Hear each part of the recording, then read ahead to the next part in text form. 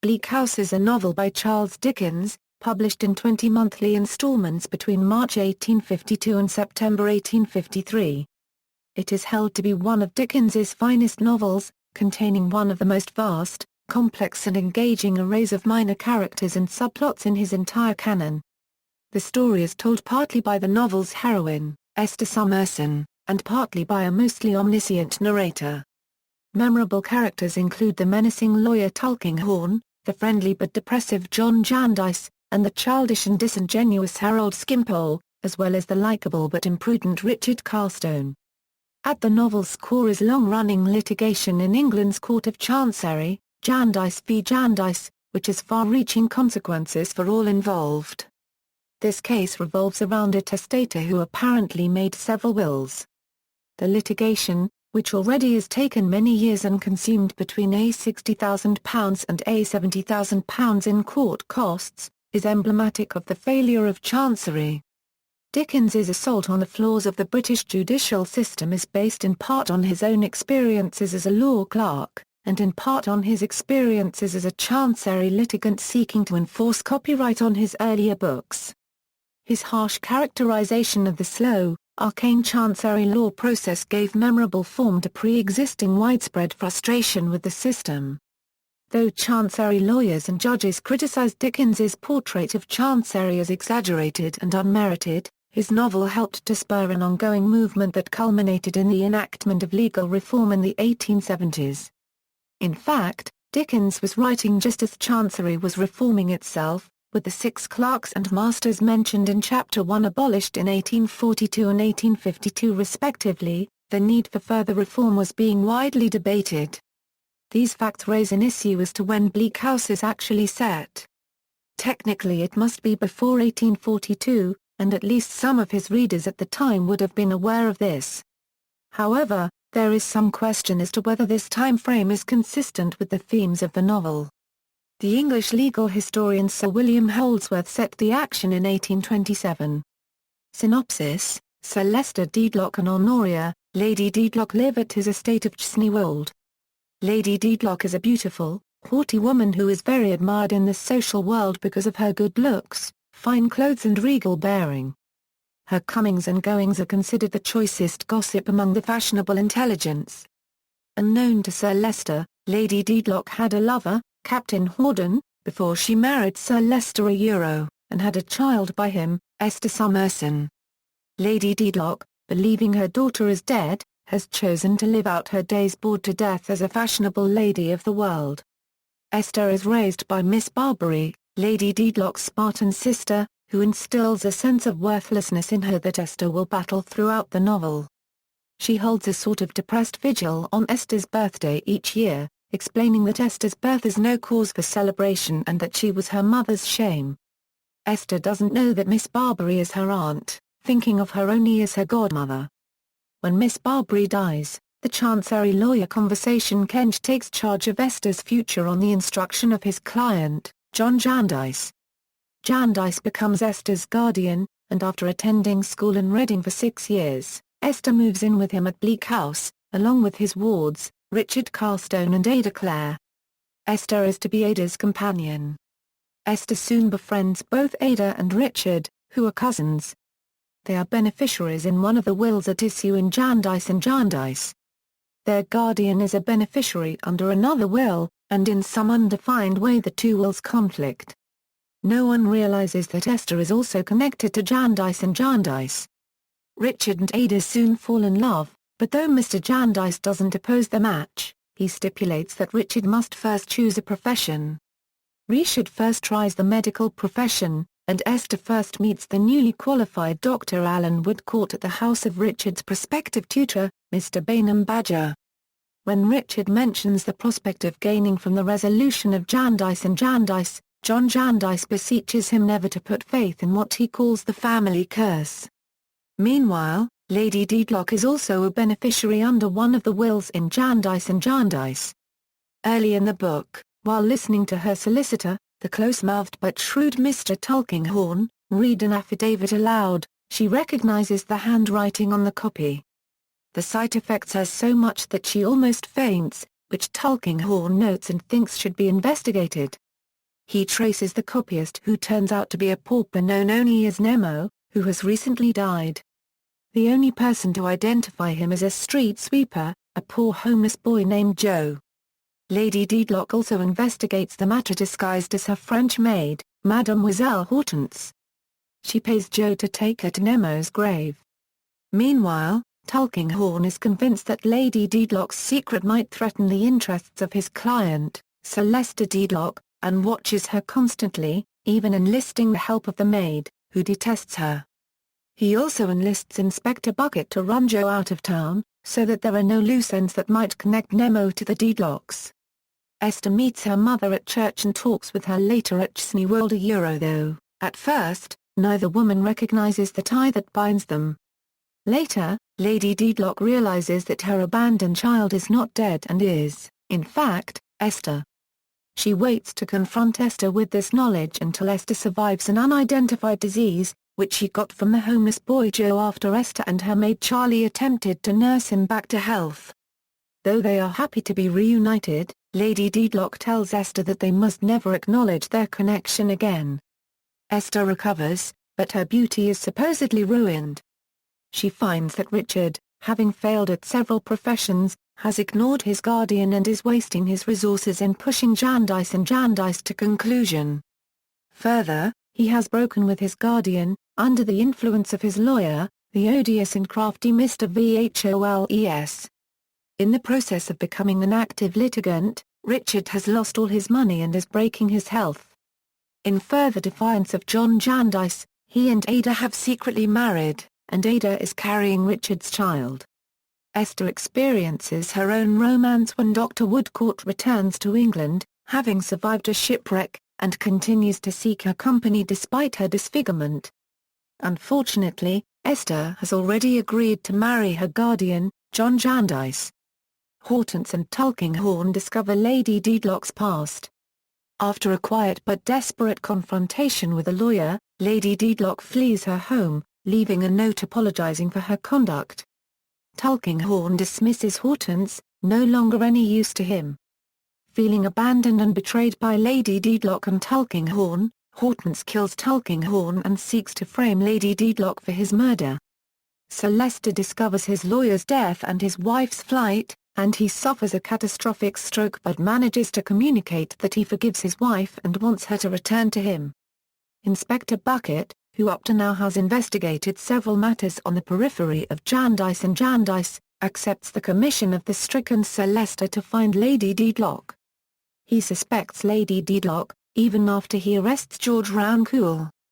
Bucket asks Esther to help search for Lady Dedlock. By this point, Bucket has cleared Lady Dedlock by discovering Hortense's guilt, but Lady Dedlock has no way to know this and wanders the country in cold weather before dying at the cemetery of her former lover Captain Horden. Esther and Bucket find her there. Developments in Jarndyce and Jarndyce seem to take a turn for the better when a later will is found which revokes all previous wills and leaves the bulk of the estate to Richard and Ada. Meanwhile, John Jarndyce cancels his engagement to Esther, who becomes engaged to Dr. Woodcourt. They go to Chancery to find Richard and to discover what news there might be of the lawsuit's resolution. To their horror, they learn that the new will has no chance to resolve Jarndyce and Jarndyce, for the costs of litigation have consumed the estate. Richard collapses, and Dr. Woodcourt determines that he is in the last stages of tuberculosis. Richard apologizes to John Jarndyce and dies, leaving Ada alone with their child, a boy she names Richard. Jarndyce takes in Ada and the child. Esther and Woodcourt marry and live in a Yorkshire house which Jarndyce gives to them. In time, they have 2 daughters. Many of this intricate novel's subplots deal with the minor characters and their diverse ties to the main plot. One of these subplots is the hard life and happy though difficult marriage of Cadi Jellyby and Prince Chividrop. Another focuses on George Rouncewell's rediscovery of his family at Chesneywold and his reunion with his mother and brother. Characters in Bleak House, as usual, Dickens drew upon many real people and places but imaginatively transformed them in his novel. Hortense is based on the Swiss maid and murderess Maria Manning. The telescopic philanthropist Mrs. Jellyby, who pursues distant projects at the expense of her duty to her own family, is a criticism of women activists like Caroline Chisholm. The childlike, but ultimately immoral character Harold Skimpole is commonly regarded as a portrait of Leigh Hunt. Dickens wrote in a letter of September 25, 1853, "I suppose he is the most exact portrait that was ever painted in words. It is an absolute reproduction of a real man." And a contemporary critic commented, "I recognized Skimpole instantaneously. And so did every person whom I talked with about it who had ever had Leigh Hunt's acquaintance." G. K. Chesterton suggested that Dickens may never once have had the unfriendly thought, "Suppose Hunt behaved like a rascal." He may have only had the fanciful thought, "Suppose a rascal behaved like Hunt." Mr. Jarndyce's friend Mr. Boyhorn is based on the writer Walter Savage Landor. The novel also includes one of the first detectives in English fiction, Inspector Bucket. This character is probably based on Inspector Charles Frederick Field of the then recently formed Detective Department at Scotland Yard. Dickens wrote several journalistic pieces about the inspector and the work of the detectives in Household Words, his weekly periodical in which he also published articles attacking the Chancery system. The Jarndyce and Jarndyce case itself is believed to have inspired by the long Chancery cases over several real-life wills, including those of Charles Day and William Jennings, and of Charlotte Smith's father-in-law Richard Smith. Major characters: Esther Summerson, the heroine of the story, and one of its two narrators, raised as an orphan because the identity of her parents is unknown. At first, it seems probable that her guardian, John Jarndyce, is her father because he provides for her. This, however, he disavows shortly after she comes to live under his roof. The discovery of her true identity provides much of the drama in the book. It is discovered that she is the illegitimate daughter of Lady Dedlock and Nemo. Richard Carstone, Award of Chancery in Jarndyce and Jarndyce. A straightforward and likeable but irresponsible and inconstant character who falls under the spell of Jarndyce and Jarndyce. At the end of the book, just after Jarndyce and Jarndyce is finally settled, he dies, tormented by his imprudence in trusting to the outcome of a Chancery suit.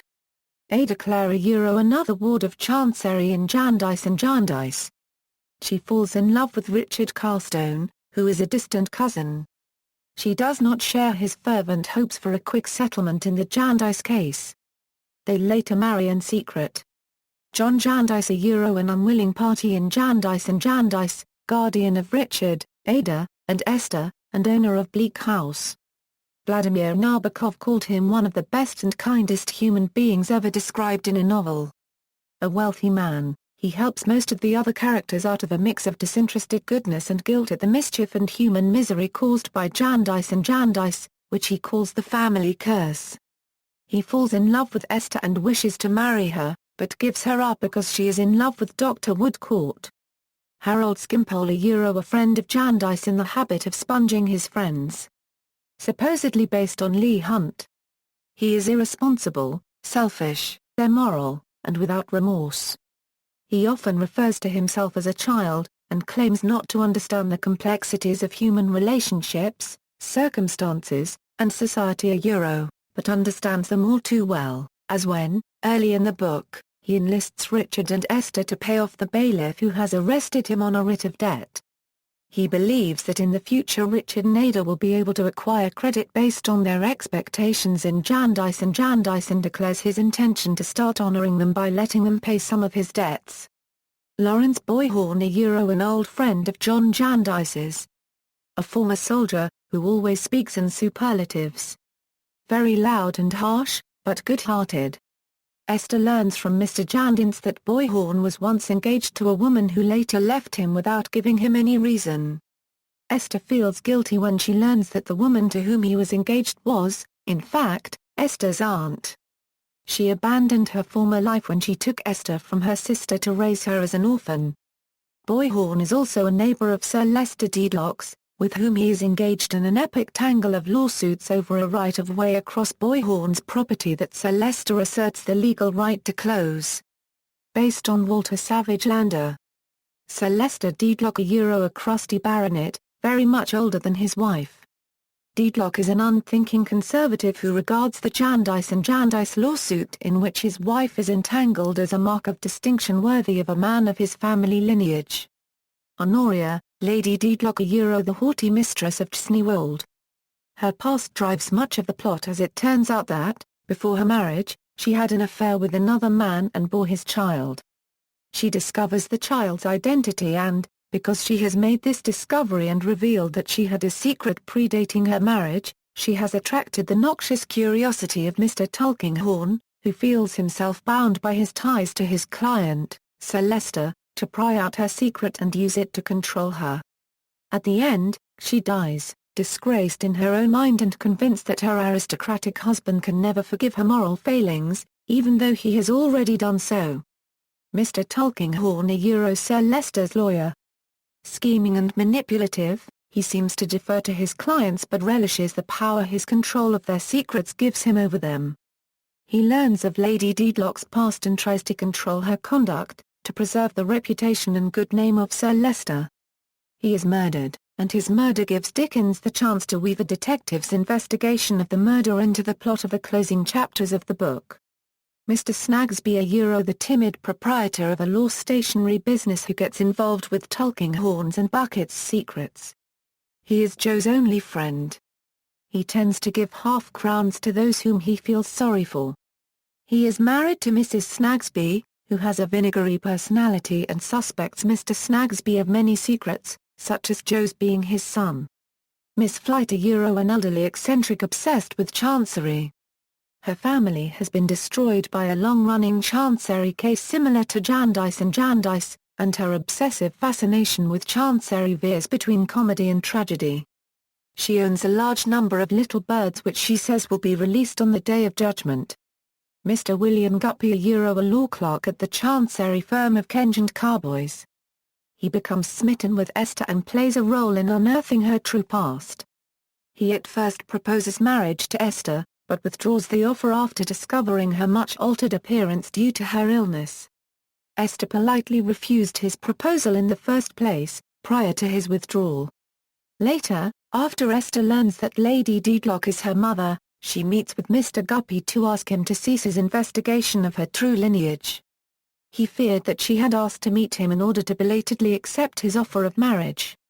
He is so overcome with relief when she explains her true purpose that he agrees to do everything in his power to protect her privacy in the future. Inspector Bucket, a detective who undertakes several investigations in the course of the novel, most notably the investigation of Mr. Tulkinghorn's murder, which he brings to a successful conclusion. Mr. George, a former soldier, serving under Nemo, who owns a London shooting gallery. He is a trainer in sword and pistol use, briefly training Richard Carstone. The prime suspect in the death of Mr. Tulkinghorn, he is exonerated and his true identity is revealed, against his wishes. He is found to be George Roundcool, son of the Dedlock's housekeeper, Mrs. Roundcool, who welcomes him back to Chesneywold. He ends the book as the body servant of the stricken Sir Leicester Dedlock. Caddy Jellyby, a friend of Esther's, secretary to her mother, the telescopic philanthropist Mrs. Jellyby. Caddy feels ashamed of her lack of manners, but Esther's friendship revives her, and she falls in love with young Prince Chividrop, marries him, and has a baby. Crook, a rag and bottle merchant and collector of papers. He is the landlord of the house where Nemo and Miss Flight live and where Nemo dies. He seems to subsist on a diet consisting of nothing but cheap gin. Crook dies from a case of spontaneous human combustion, something that Dickens believed could happen, but which some critics of the novel such as the English essayist George Henry Lewis denounced as outlandish and implausible. Ironically, amongst the stacks of papers obsessively hoarded by the illiterate Crook is the key to resolving the case of Jarndyce and Jarndyce. Joe, a young and homeless boy who lives on the streets and tries without much luck to make a living as a crossing sweeper. Joe was the only person with whom the deceased Nemo had any real connection. Joe remembers that Nemo expressed a kind, paternal sort of interest in Joe's welfare. Nemo would share his meager money with Joe when he could, and would sometimes remark, "Well, Joe, today I am as poor as you," when he had nothing to share. Joe was called to testify at the inquiry into Nemo's death, but it is decided that Joe knows nothing of value to the investigators. Despite this, Mr. Tulkinghorn pays Mr. Bucket to harry Joe and force him to keep moving along, leave town because Tulkinghorn fears that Joe might have some knowledge of the connection between Nemo and the Deadlocks. Joe ultimately dies from a disease. Alan Woodcourt, a surgeon. A kind, caring man who loves Esther deeply. She in turn cares strongly for him but feels unable to respond to his overtures not only because of her prior commitment to John Jarndyce, but also because she fears that her status as an orphan will cause his slightly arrogant mother to object to their connection. Grandfather Smallweed, a money-lender. A mean, bad-tempered man who shows no mercy to people who owe him money and enjoys inflicting emotional pain on others. He lays claim to the deceased Crook's possessions because Smallweed's wife is Crook's sister and only living relation, and also drives Mr. George into bankruptcy by calling in debts. Mr. Tulkinghorn is his attorney in both these cases. It has been suggested that his description fit that of a person with progeria. Mr. Vholes, a Chancery lawyer who takes on Richard Carstone as a client, squeezes out of him all the litigation fees he can manage to pay, and then abandons him when Jarndyce comes to an end. Conversation Kenja, a Chancery lawyer who represents John Jarndyce. His chief foible is his love of grand, portentous, and empty rhetoric. Minor characters, Mr. Gridley, an involuntary party to a suit in Chancery, who repeatedly seeks to gain the attention of the Lord Chancellor but in vain. He threatens Mr. Tulkinghorn and then is put under arrest by Inspector Bucket, but dies, his health broken by his Chancery ordeal. Nemo, is the alias of Captain James Horden, a former officer in the British Army under whom Mr. George once served. Nemo copies legal documents for Snagsby and lodges at Crook's rag and bottle shop, eventually dying of an opium overdose. He is later found to be the former lover of Lady Dedlock and the father of Esther Summerson.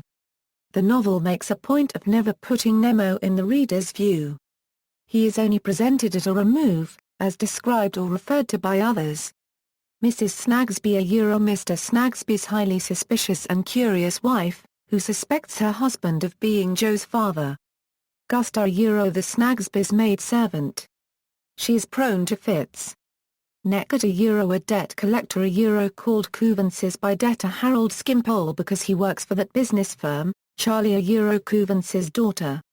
Hired by John Jarndyce to be a maid to Esther. Tommy, Couvances' young son. Emma, Couvances' baby daughter. Mrs. Jellyby, Caddy's mother, a telescopic philanthropist obsessed with an obscure African tribe but having little regard to the notion of charity beginning at home. Mr. Jellyby, Mrs. Jellyby's long-suffering husband. P.P. Jellyby, the Jellyby's young son. Prince Chividrop, a dancing master and proprietor of a dancing studio. Old Mr. Chividrop, a master of deportment who lives off his son's industry. Jenny, a brickmaker's wife. She's mistreated by her husband and her baby dies. She helps her friend look after her own child. Rosa, a favorite lady's maid of Lady Dedlock whom Wat Rouncool wishes to marry. The proposal ends in nothing when Mr. Rouncool's father asks that Rosa be sent to school to become a lady worthy of his son's station. Lady Dedlock questions the girl closely regarding her wish to leave, and promises to look after her instead. In some way, Rosa is a stand-in for Esther in Lady Dedlock's life. Hortense, lady's maid to Lady Dedlock. Mrs. Rouncool, housekeeper to the Dedlocks at Chesney Wold. Mr. Robert Rouncool, son of Mrs. Rouncool and a prosperous ironmaster. Wat Rouncool, his son. Volumnia, a Dedlock cousin. Miss Barbary, Esther's godmother and severe guardian in childhood. Mrs. Rachel Chadband, a former servant of Miss Barbary's. Mr. Chadband, an oleaginous preacher, husband of Mrs. Chadband. Mrs. Smallweed, wife of Mr. Smallweed Sr. and sister to Crook. She is in her second childhood. Young Mr. Smallweed, grandson of the senior Smallweeds and friend of Mr. Guppy. Judy Smallweed, granddaughter of the senior Smallweeds. Tony Jobling, also known as Mr. Weevil, a friend of Mr. Guppy's. Mrs. Guppy, Mr. Guppy's aged mother. Phil Squad, Mr. George's assistant. Matthew Bagnet, military friend of Mr. George's and dealer in musical instruments. Mrs. Bagnet wife of Matthew Bagnet, Woolwich the Bagnet's son, Quebec the Bagnet's daughter, Malta the Bagnet's daughter, Mrs. Woodcourt Allon. Woodcourt's widowed mother, Mrs. Pardiggle a woman who does good works for the poor, but cannot see that her efforts are rude and arrogant and do nothing at all to help. She inflicts her activities on her 5 small sons, who are clearly rebellious.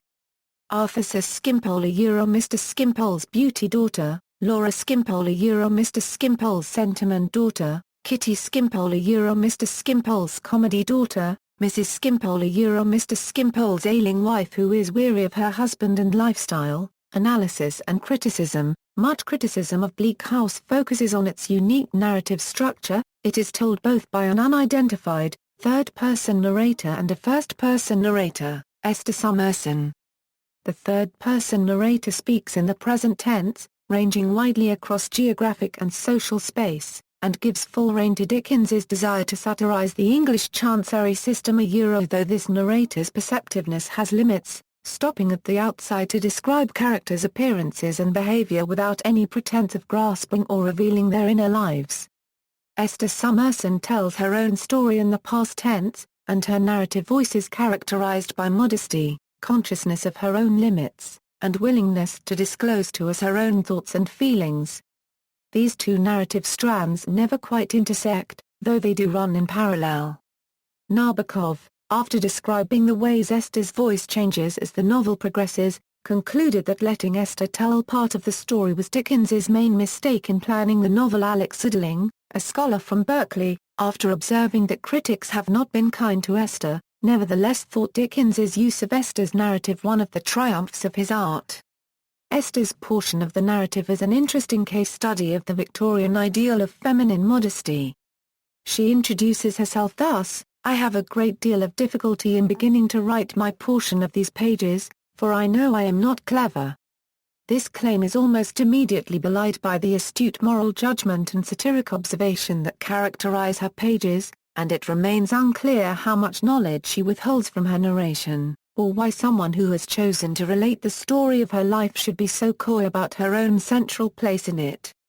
In the same introductory chapter, she writes, "It seems so curious to me to be obliged to write all this about myself. As if this narrative were the narrative of my life. But my little body will soon fall into the background now." This does not turn out to be true.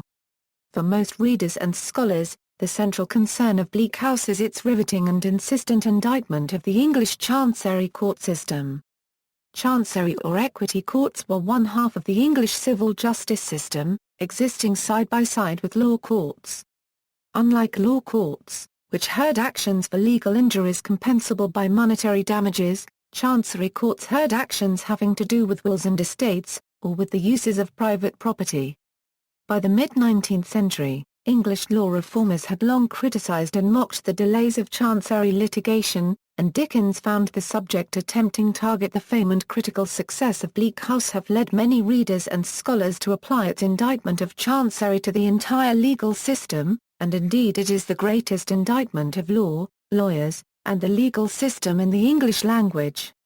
Scholars such as the English legal historian Sir William Searle Holdsworth, in his 1928 series of lectures Charles Dickens as a Legal Historian published by Yale University Press have made a plausible case for treating Dickens's novels, and Bleak House in particular, as primary sources illuminating the history of English law.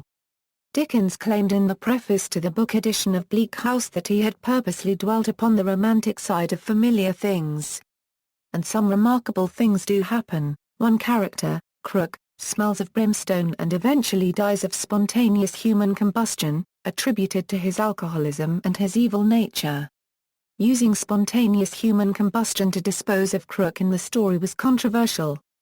The 19th century saw the increasing triumph of the scientific worldview and of technology rooted in scientific advances. Scientific and technological research and discovery were regarded as among the highest forms of human endeavor. Scientifically inclined writers, as well as medical doctors and scientists, rejected spontaneous human combustion as legend or superstition. When the installment of Bleak House containing Crook's demise appeared, The literary critic George Henry Lewis criticized Dickens, accusing him of giving currency to a vulgar era. Dickens vigorously defended the reality of spontaneous human combustion and cited many documented cases, such as those of Mme. Millett of Reims and of the Countess de Bandy, as well as his own memories of coroner's inquests that he had attended when he had been a reporter. In the preface of the book edition of Bleak House, Dickens wrote, "I shall not abandon the facts until there shall have been a considerable spontaneous combustion of the testimony on which human occurrences are usually received." George Gissing and G.K. Chesterton are among those literary critics and writers who consider Bleak House to be the best novel that Charles Dickens wrote. As Chesterton put it, Bleak House is not certainly Dickens' best book, but perhaps it is his best novel. Harold Bloom, in his book The Western Canon, considers Bleak House to be Dickens's greatest novel. Daniel Burt, in his book The Novel 100, a ranking of the greatest novels of all time, ranks Bleak House number 12. Bleak House has been cited as the first novel in which a detective plays a significant role. Bleak House, Kent. Bleak House in Broadstairs, on the far northeast tip of Kent adjoining Margate, is where Dickens stayed with his family for at least 1 month every summer, from 1839 until 1851, when he was becoming established as a successful writer. Fort House, located on top of the cliff on Fort Road, was renamed Bleak House after his death, in his honor. Bleak House, St. Albans. Dickens locates the fictional Bleak House in St. Albans, Hertfordshire, where he wrote some of the book. An 18th-century house in Folly Lane, St. Albans has been identified as the location of the story since the time of the book's publication and was known as Bleak House for many years. Film, TV or theatrical adaptations. In the late 19th century, actress Fanny Janosch acted in a stage version of Bleak House in which she played both Lady Dedlock and her maid Hortense. The two characters never appear on stage at the same time. In 1876, John Pringle Burnett's play, Joe, found success in London with his wife, Jenny Lee, playing Joe, the crossing sweeper. In 1893, Jane Coombs acted in a version of Bleak House. A 1901 short film, The Death of Poor Joe, is the oldest known surviving film featuring a Charles Dickens character. In the silent film era, Bleak House was filmed in 1920 and 1922. The latter version featured Sybil Thorndike as Lady Dedlock. In 1928, a short film made in the UK in the phono film Sound on Film process starred Bransby Williams as Grandfather Smallweed. The BBC has produced 3 television adaptations of Bleak House. The first serial, Bleak House, was broadcast in 1959 in 11 half-hour episodes. The second Bleak House, starring Diana Rigg and Denham Elliott, aired in 1985 as an 8-part series. In 2005, the third Bleak House was broadcast in 15 episodes starring Anna Maxwell Martin, Gillian Anderson, Dennis Lawson, Charles Dance, and Carey Mulligan. It won a Peabody Award that same year because it created a Euro appointment viewing, a Euro soap style, for a series that greatly rewarded its many extra viewers. Musical references. Charles Jeffries wrote the words for and Charles William Glover wrote the music for songs called Ada Clare and Farewell to the Old House, which are inspired by the novel. Original publication. Like most Dickens novels, Bleak House was published in 20 monthly installments, each containing 32 pages of text and 2 illustrations by Phys. Each cost 1 shilling, except for the final double issue, which cost 2 shillings. References. Sources: Crafts, Hannah. Gates, J.R., Henry Louis. The Bondswoman's Narrative. Warner Books, 2002. ISBN 0-7628-7682-4, Blackening Bleak House, Hannah Crafts' The Bondwoman's Narrative, In Search of Hannah Crafts, Critical Essays on the Bondwoman's Narrative, eds. Henry Louis Gates, Jr. and Hollis Robbins. Basic Civitas, 2004. ISBN 0-465-02708-3, Corkins, Carol C. Mysteries of the Unexplained.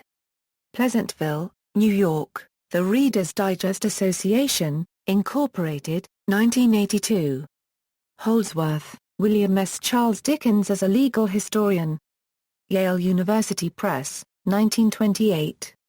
Contains detailed information on the workings of the Court of Chancery. Bleak House map, external links, Bleak House at Internet Archive. Bleak House at Project Gutenberg, Bleak House a Euro HTML searchable HTML version. Dark Plates. The 10 dark plates executed by H. K. Brown for Bleak House. Reprinted pieces at Project Gutenberg. The Detective Police, 3 detective anecdotes, on duty with Inspector Field. Last piece first published in Household Words, June 1841. Bleak House unabridged, single-reader public domain audiobook at LibriVox. This article incorporates text from a publication now in the public domain, a Wood, James, ed. article name needed. The Nuttall Encyclopedia. London and New York, Frederick Warne A.